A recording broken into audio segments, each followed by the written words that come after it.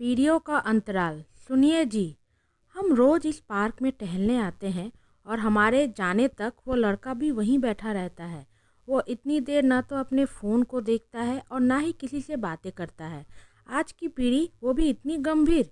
कितना अजीब है ना, विमला जी ने अपने पति विनोद से कहा। विनोद जी: हाँ, वैसे मैं भी इसे काफ़ी दिनों से गौर कर रहा हूँ। जाने दो, हमें क्या। विमला जी: चलिए ना, उसके पास जाकर उससे बातें करते हैं। बिल्कुल हमारे रमन जैसा है। अब वो तो हमसे बात करता नहीं, जो उसकी कोई समस्या सुनूं तो चलिए इसकी कुछ समस्या सुन लेते हैं। विनोद जी: विमला, आज की पीढ़ी से थोड़ा बचकर रहने में ही भलाई है। ये जैसे दिखते हैं वैसे होते नहीं, और जो होते हैं वो दिखते नहीं। कौन जाने हम इसकी समस्या सुनने जाएं और ये हमारे लिए ही कोई समस्या खड़ी कर दे। विमला जी: मैं जानती हूँ, रमन के व्यवहार को देखते हुए आपका ये रवैया है और जो जायज़ भी है, पर हम दुनिया में एक ही आदमी के रवैये को देखकर बाकी सभी को वैसा ही तो समझ लेंगे तो फिर जीना ही दुभर हो जाएगा। चलिए ना जी, एक बार मुझे उसकी तकलीफ़ जाननी है। हम अपनी तकलीफ़ तो कम नहीं कर सकते, पर शायद उसकी थोड़ी मदद कर पाएँ। फिर दोनों पहुंच जाते हैं उस लड़के के पास।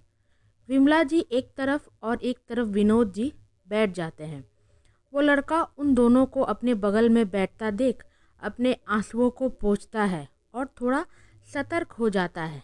विमला जी: हेलो बेटा, हम काफ़ी दिनों से देख रहे हैं तुम घंटों यहाँ अकेले बैठे रहते हो। इतने शोर शराबे में भी तुम शांत खोए खोए से रहते हो। कोई परेशानी है क्या? तुम चाहो तो हमें बता सकते हो। वो लड़का थोड़ा सा हिचकिचाता हुआ कहता है। नहीं आंटी जी, ऐसी कोई बात नहीं। थोड़ी देर यूं ही अकेले बैठने में मुझे अच्छा लगता है।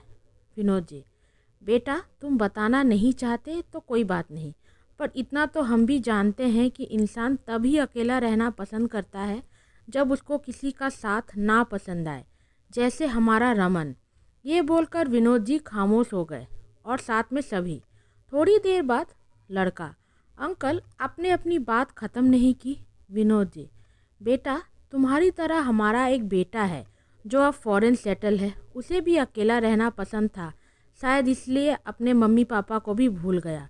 विमला जी: बस, आप तो हर वक्त मेरे बेटे के पीछे ही पड़े रहते हैं।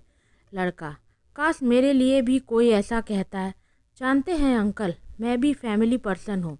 आप यकीन नहीं करेंगे, मेरे परिवार में मेरे मम्मी पापा, एक भाई एक बहन, पर फिर भी मैं हमेशा अकेला ही महसूस करता हूँ। मैं सुबह उठकर अपने काम पर चला जाता और जब घर वापस आता हर कोई अपने अपने कमरे में होता है।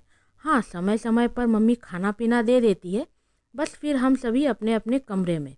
कभी कभी तो लगता है किसी हॉस्टल में रहता हूँ मैं। घुटन सी होती है उस घर में, इसलिए मैं थोड़ी देर इस भीड़ में आ जाता हूँ। यहाँ परिवारों को हंसते खेलते देखकर सोचता हूँ, काश मेरा परिवार भी ऐसा होता। उसकी बातें तो थी बड़ी ही साधारण सी, पर उसमें गहराई बहुत थी, जो शायद विमला जी और विनोद जी समझ गए थे। विमला जी: बेटा, तुमसे एक बात पूछूं, थोड़ा निजी है। लड़का: हाँ, पूछिए ना आंटी जी। विमला जी: तुमने आखिरी बार कब अपने परिवार के साथ बैठकर चाय पी थी? लड़का अपने भौहें सिकुड़कर याद करने की कोशिश करने लगता है, पर उसे याद नहीं आता। विमला जी: बस बेटा, तुम्हारी परेशानियों का कारण भी यही है। लड़का: आंटी जी, मतलब नहीं समझा। विमला जी: मतलब ये बेटा, जब हमारे पास काम ज़्यादा होता है या फिर रोज़मर्रा के काम और नियम को समय पर करने की चाहत ज़्यादा होती है ताकि हमारा काम आसानी से चलता रहे, इस बीच जरा सा भी अलग कोई चीज़ या इधर उधर का काम हमारे अंदर झुंझलाहट ला देती है और वो झुंझलाहट हम अपने परिवार पर निकाल देते हैं। ऐसा कई बार होते ही हमारा परिवार उस चीज़ को स्वीकार कर उस स्थिति के अनुसार खुद को बदल लेते हैं, क्योंकि उन्हें लगता है हमें उनका साथ पसंद नहीं, और फिर यही बदलाव हमें खटकने लगता है। लड़का: सही कह रहे हैं आप आंटी जी। पिछले साल अपने काम को लेकर मैं इतना व्यस्त हो गया था, जब भी मेरी बहन मुझसे बात करने आती या फिर कोई फरमाइश रखती, मैं उस पर चिढ़ जाता। यहाँ तक कि मम्मी पापा भी मुझसे सीधे मुंह बात नहीं करते थे। ऑफिस से लौटकर सीधे अपने कमरे में चला जाता था। शायद उसी का नतीजा है ये सब। थैंक यू आंटी जी, आप लोग अजनबी होकर मेरी इतनी मदद की। मेरा नाम रोशन है और जब भी आप लोगों को मेरी ज़रूरत पड़े इस नंबर पर कॉल कर लीजिएगा। ये कहकर वो एक कार्ड विनोद जी को थमा देता है। अंकल, मेरी कहानी तो आप जान चुके हैं, पर अब मैं आप लोगों के बारे में जानना चाहता हूँ। विनोद जी, बस बेटा, समस्या वही है, सिर्फ किरदार और माहौल अलग। रौनक, मतलब? विमला जी, तुमने अपनी गलती समझ ली और किसी किसी को अपनी कोई गलती नज़र ही नहीं आती। बेटा, उम्र के इस पड़ाव में माँ बाप अपने औलाद पर निर्भर हो जाते हैं और यही वो वक्त है जब सारी समस्याएं भी शुरू हो जाती है। हमारा बेटा विदेश में हमें अपने साथ ले गया था, पर वहाँ उसके पास हमारे लिए समय ही नहीं होता था। पराया देश, उस पर बेटे का यह पराया व्यवहार और भी पराया कर दे रहा था हमें। यहाँ अपने देश में बेटा ना सही, पर रिश्ते नातेदार पड़ोसी का साथ तो होता है, पर वहाँ तो कुछ भी नहीं। यहाँ तक कि भाषा भी अपनी नहीं, इसलिए हम वहाँ से चले आए। बस इसी बात का गुस्सा कर हमारा बेटा हमसे बात नहीं करता। रौनक, आंटी जी, उम्र में तो मैं आप लोगों से छोटा हूँ, पर आज एक सलाह मैं भी देना चाहता हूँ। जिस तरह आप लोगों ने मेरी समस्या समझी, क्योंकि आप लोगों ने खुद को माता पिता के जगह रखकर सोचा, पर एक बेटे का नज़रिया देखने से चूक गए। जो नज़रिया एक बेटे के होने के कारण मैंने देख लिया।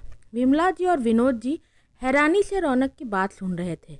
विमला जी, क्या मतलब है बेटा? रौनक, आप लोगों को वहाँ अकेला महसूस होता था, इसलिए आप लोग यहाँ चले आए, पर आपका बेटा, उसका क्या? वो भी तो अकेला ही महसूस करता होगा ना, तभी तो वो अपने परिवार को अपने साथ ले गया था। आप लोगों के लौट आने का रास्ता भी था, पर वो सब कुछ छोड़ छाड़ कैसे आए, वो आप लोगों ने नहीं सोचा? बेहतर तो तब होता जब आप लोग वहाँ रहकर एक साथ समय बिताते। भले वो समय ना दे पा रहा हो, पर फिर भी उसके समय पर हक जताकर उसको अपनेपन का एहसास कराते।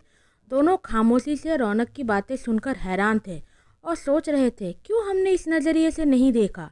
विमला जी, बेटा, शायद आज हम लोगों को मिलना यूं ही नहीं था। दोनों ने आज एक दूसरे के नज़रियों को समझा। अभी जाते हुए साल के साथ साथ पुराने नज़रियों को भी हम अलविदा कहेंगे। नए साल में नई उम्मीद लेकर हम अपने परिवार को महत्व देंगे। भले उसमें थोड़ा एडजस्ट करना पड़े, पर अब शिकायत नहीं, सिर्फ प्यार होगा। 6 महीने बाद फ़ोन पर रौनक, हेलो आंटी, कैसी हो आप? जन्मदिन मुबारक हो। विमला जी, शुक्रिया बेटा, मैं बहुत अच्छी हूँ। आज मेरे बेटे ने मेरे जन्मदिन पर पार्टी रखी है, बस उसी के लिए तैयार हो रही हूँ। तुम अपनी बताओ बेटा। रौनक, आंटी जी, मैं भी ठीक हूँ। कल हम सब परिवार वैष्णो देवी दर्शन के लिए जा रहे हैं।